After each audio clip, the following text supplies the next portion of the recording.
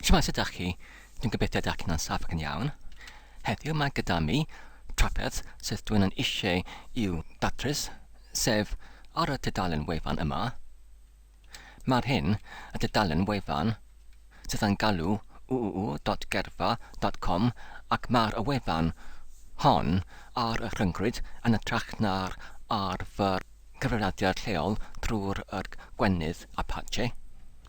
Yn geiriau eraill, mae'r Tiriogaeth Datblygiad.com ar y Rhyngrwyd, ac dwi'n yn datblygu yr tudalen ar gyfer y wefan yma.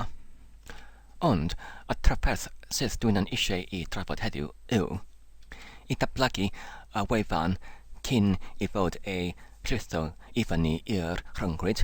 Wy'n angen i ddefnyddio y Tiriogaeth Datblygiad.com, ond dwi ddim yn eisiau i defnyddio yr blaendoddiad www achos mae'r hyn ar yr Rhyngrwyd. Yn hytrach, dwi'n eisiau i gwahanu yr amgylchiad datblygiad sydd ar fy cyfrifiadur lleol.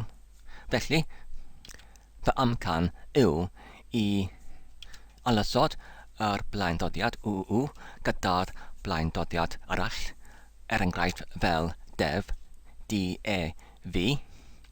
Felly, mae'r cwestiwn yn codi sut i wneud hyn.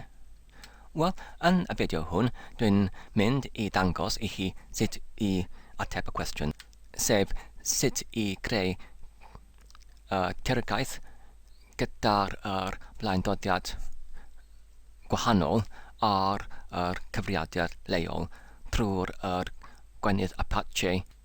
A dyma'r picell sydd dwi'n eisiau i fod greddyn ar gyfer tiriogaeth gyda'r cyfeiriad dev.gerfa.com ar fy cyfrifiadur leol. Yn gyntaf, fi'n angen i creu yr tudalen menegau, sef yr index.html, ac dwi'n yn gallu gwneud hyn trwy defnyddio y golygydd testyn VI neu VI ar fy amgylchiad Linux i mewn yn cefnfrefn weithrededd Windows. Ac ar gyfer hyn, dwi'n yn defnyddio yr blas neu dosbarthiad o Linux sydd yn galw Sigwin. Ac ar yr ffenestr, ar yr de brig, dwi'n yn yr amgylchiad gyfer y Sigwin yn yr terfynech. Ac yn gyntaf fi'n angen i lliwio i mewn i'r picell ar gyfer y greddyn ar gyfer yr tiriogaeth dev.gerfa.com, ac dwi'n yn unig yn mewnbynnu ecdi, gwagle, ac wedyn yr enw o'r picell, sef gerfa.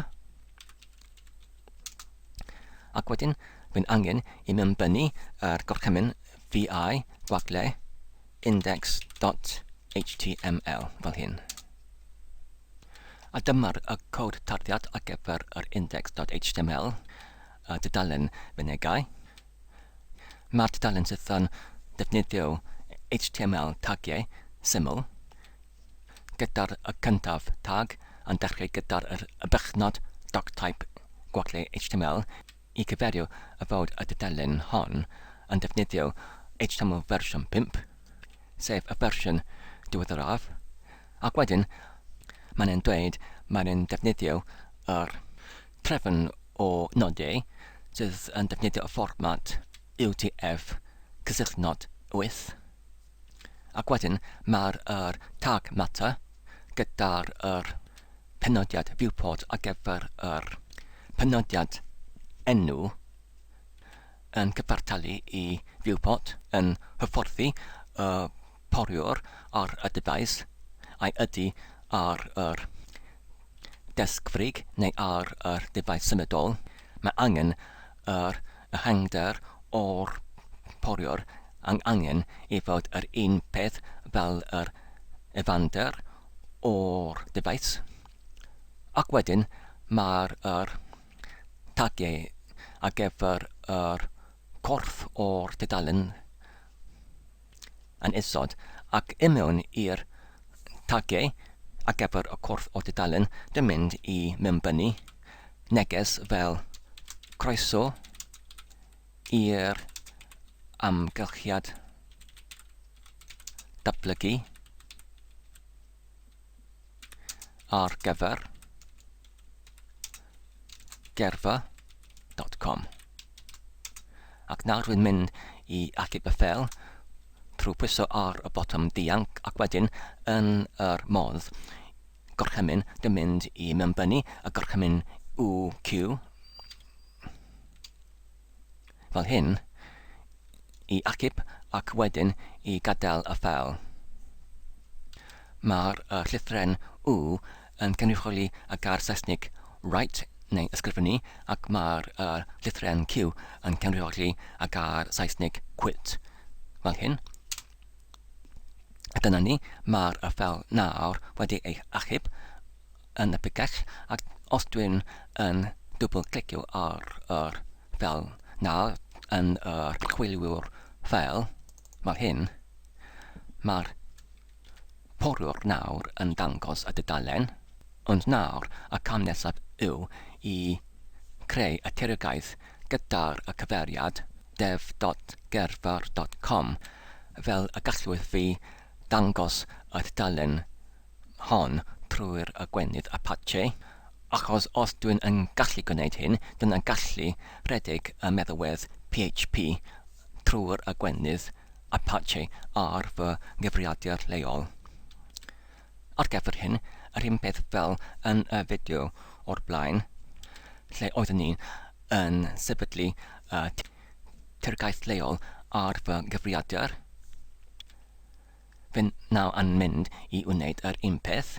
Yn gyntaf mae angen i atal gwasanaeth ar gyfer y gwennydd Apache trwy'r rheoli panel XAMPP trwy clicio ar y botwm stop. Ac wedyn yn y pigell ec/XAMPP mae angen i mynd i'r pigell ar gyfer Apache ac wedyn i mewn i'r pigell ar gyfer cydffurfiadau ac wedyn i mewn i'r ffel ar gyfer cydffurfiadau ar gyfer protocol HTTP sef httpd.conf fel hyn ac wedyn mae angen i agor yr ffel. Yn gyntaf mae angen i creu y tagiau gwesteiwr rhithiol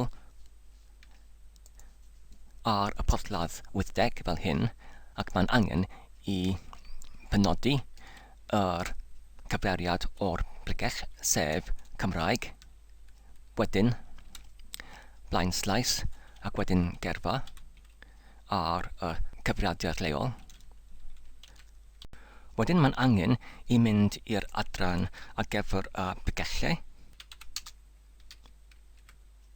Ac wedyn mae angen i creu yr manylion ar gyfer yr pigell ar gyfer y greddyn ar gyfer y tiriogaeth newydd dev.gerfa.com sef mae'r pigell dan yr cyfeiriad ec gwahanol, blaenslais Cymraeg, blaenslais ac wedyn gerfa. Ac wedyn mae'n angen i cadw yr diwysiadau ar gyfer y caniatadau, sef indexes follow symlinks includes exec eg e, ac mae'n angen i caniatau gorfarchogi i bob un, ac mae'n angen i erfyn bob un i fod yn rhywyd. Ac wedyn mae'n angen i achub y ffel hwn. Wedi gwneud hyn, mae'n angen i mynd i'r pigell Windows ac wedyn i ddeclicio ar y meddalwedd Notepad i rhedeg fel amwyneddwr. Ac wedyn mae'n angen i agor yr Notepad hyd at y pigell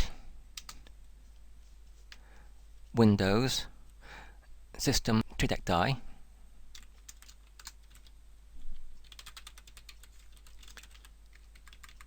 ac wedyn drivers ac wedyn etc.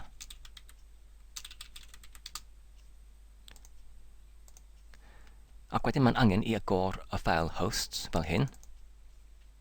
Ac wedyn mae'n angen i mewnbynnu yr eitem newydd yn y ffeil hyn.